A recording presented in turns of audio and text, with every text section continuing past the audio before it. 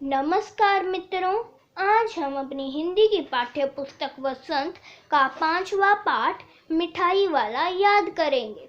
बहुत ही मीठे स्वरों के साथ वह गलियों में घूमता हुआ कहता, बच्चों को बहलाने वाला, खिलौने वाला।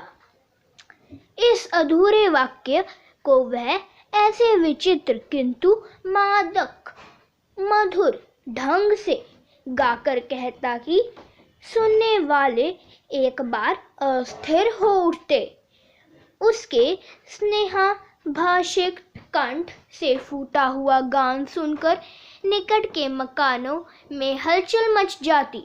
छोटे छोटे बच्चों को अपनी गोद में लिए युवतियां चीखों को उठाकर छज्जों पर नीचे झांकने लगती। गलियों और उनके अंतर्व्यापी छोटे छोटे उद्यानों में खेलते और इठलाते हुए बच्चों को झुंड उसे घेर लेता और तब वह खिलौने वाला वहीं बैठकर खिलौनों की पट्टी खोल देता। बच्चे खिलौने देखकर पुलकित हो उठते। वह पैसे लेकर खिलौने का मोल भाव करने लगते। पूछते, इसका दाम क्या है? ऑल इचका, ऑल इचका। खिलौने वाला बच्चों को देखता और उनकी नन्ही नन्ही उंगलियों से पैसे ले लेता और बच्चों की इच्छा अनुसार उन्हें खिलौने दे देता। खिलौने लेकर फिर बच्चे उछलने कूदने लगते और तब फिर खिलौने वाला उसी प्रकार गाकर कहता, बच्चों को बहलाने वाला, खिलौने वाला। सागर की हिलोर की भांति उसका यह मादक गान गली भर के मकानों में इस ओर से उस ओर तक लहराता हुआ पहुंचता और खिलौने वाला आगे बढ़ जाता। राय विजय बहादुर के बच्चे भी एक दिन खिलौने लेकर घर आए। वे दो बच्चे थे, चुन्नू और मुन्नू। चुन्नू जब खिलौने ले आया तो बोला, मेला घोला कैछा छुंदल ए। मुन्नू बोला, और देखो मेला कैछा छुंदल ए। दोनों अपने हाथी घोड़े लेकर घर भर में उछलने लगे। इन बच्चों की माँ रोहिणी कुछ देर तक खड़े खड़े उनका खेल निरखती रही। अंत में दोनों बच्चों को बुलाकर उसने पूछा, अरे ओ चुन्नू मुन्नू, ये खिलौने तुमने कितने में लिए हैं? मुन्नू बोला, 2 पैसे में खिलौने वाले दे गया है। रोहिणी सोचने लगे, इतने सस्ते कैसे दे गया है, कैसे दे गया है? यह तो वही जाने, लेकिन दे तो गया ही है, इतना तो निश्चय है। एक जरा सी बात ठहरी। रोहिणी अपने काम में लग गई। फिर कभी उसे पर विचार करने की आवश्यकता भी भला क्यों पड़ती। 6 महीने बाद नगर भर में 2-4 दिनों से एक मुरली वाले के आने का समाचार फैल गया। लोग कहने लगे, भाई वाह, मुरली बजाने में वह एक ही उस्ताद है। मुरली बजाकर गाना सुनाकर वह मुरली बेचता भी है, सो भी 2-2 पैसे में। भला इसमें उसे क्या मिलता होगा? मेहनत भी तो न आती होगी। एक व्यक्ति ने पूछ लिया, कैसा है वह मुरली वाला? मैंने तो उसे नहीं देखा। उत्तर मिला, उम्र तो उसकी अभी अधिक न होगी, यही 30-32 का होगा। दुबला पतला गोरा युवक है। बीकानेरी रंगीन साफा बांधता है। वही तो नहीं जो पहले खिलौने बेचा करता था। क्या वह पहले खिलौने भी बेचा करता था? हाँ, जो आकर प्रकार तुमने बतलाया उसी प्रकार का वह भी था। तो वही होगा, पर भाई है वह एक उस्ताद। प्रतिदिन इसी प्रकार उस मुरली वाले की चर्चा होती।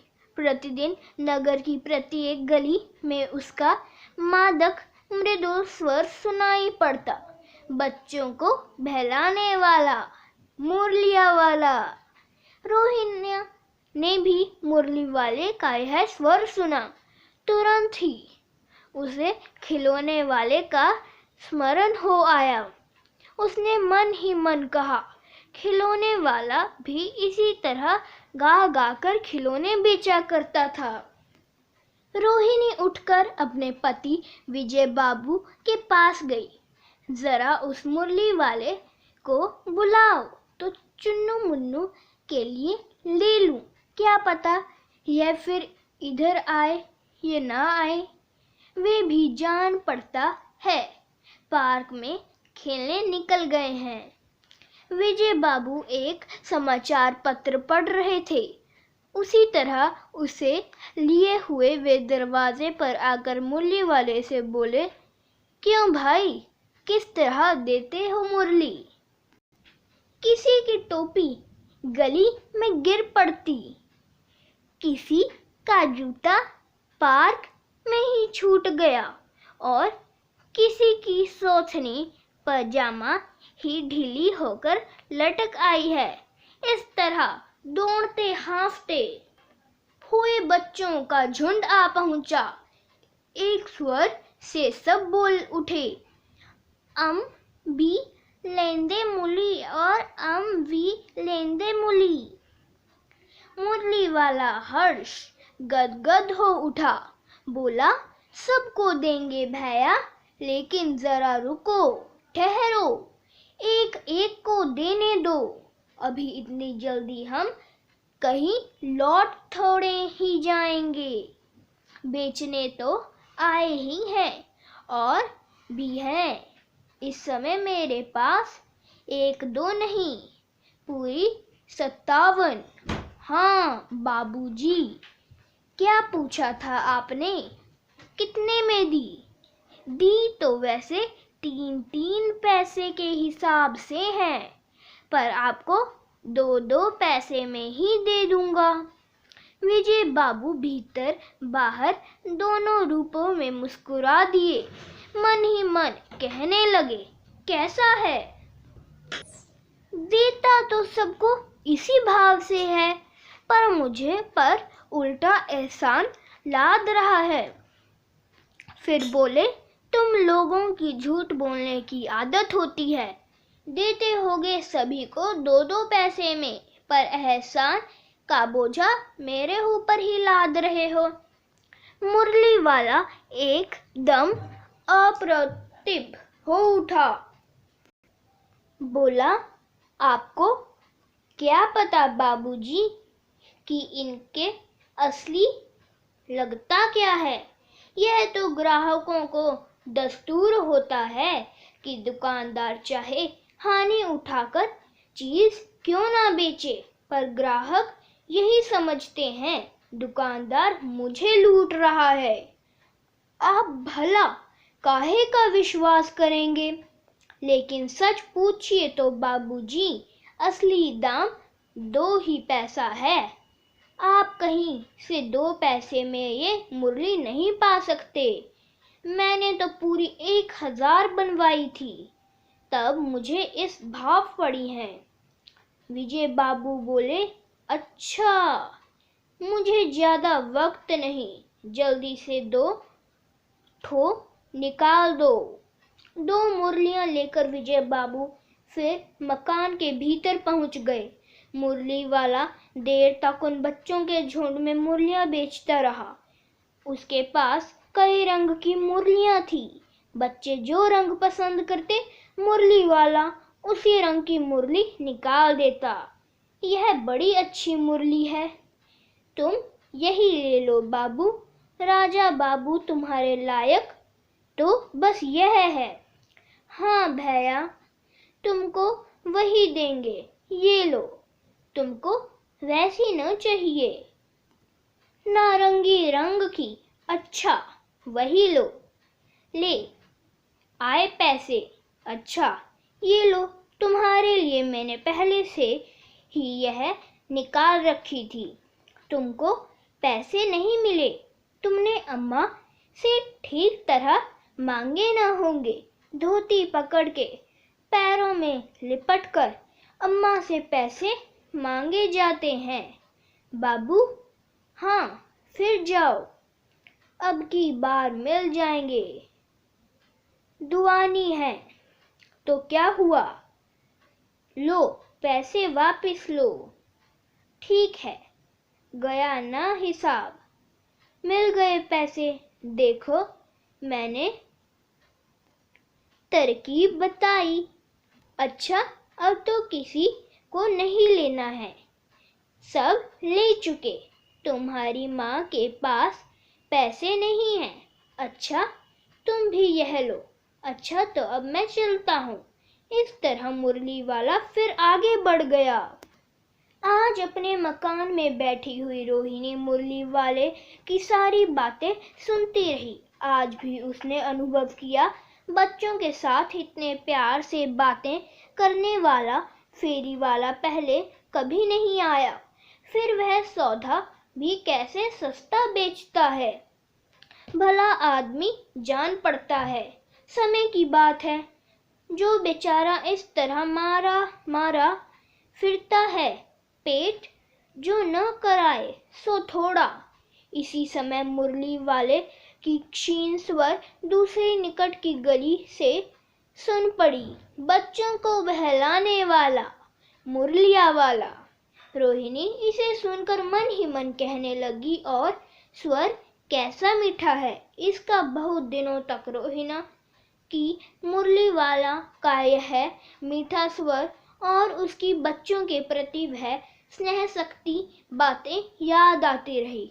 महीने के महीने आए और चले गए, फिर मुरली वाला न आया। धीरे धीरे उसकी स्मृति भी क्षीण हो गई। 8 मास बाद सर्दी के दिन थे। रोहिणी स्नान करके मकान की छत पर चढ़कर 8 जून केश राशि सुखा रही थी। इस समय नीचे की गली में सुनाई पड़ी, बच्चों को बहलाने वाला, मिठाई वाला। मिठाई वाले का स्वर उसके लिए परिचित था। झट से रोहिणी नीचे उतर आई। उस समय उसके पति मकान में नहीं थे। हाँ, उनकी वृद्धा दादी थी। रोहिणी उनके निकट आकर बोली, दादी, चुन्नू मुन्नू के लिए मिठाई लेनी है, जरा कमरे में चलकर ठहराओ। मैं इधर कैसे जाऊं, कोई आता न हो।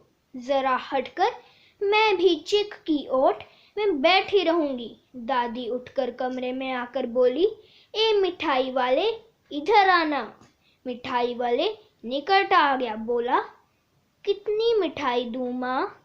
ये नए तरह की मिठाइयाँ हैं, रंग बिरंगी, कुछ कुछ खट्टी, कुछ कुछ मीठी, जायकेदार, बड़ी देर तक मुंह में टिकती है, जल्दी नहीं घुलती, बच्चे बड़े चाव से चूसते हैं।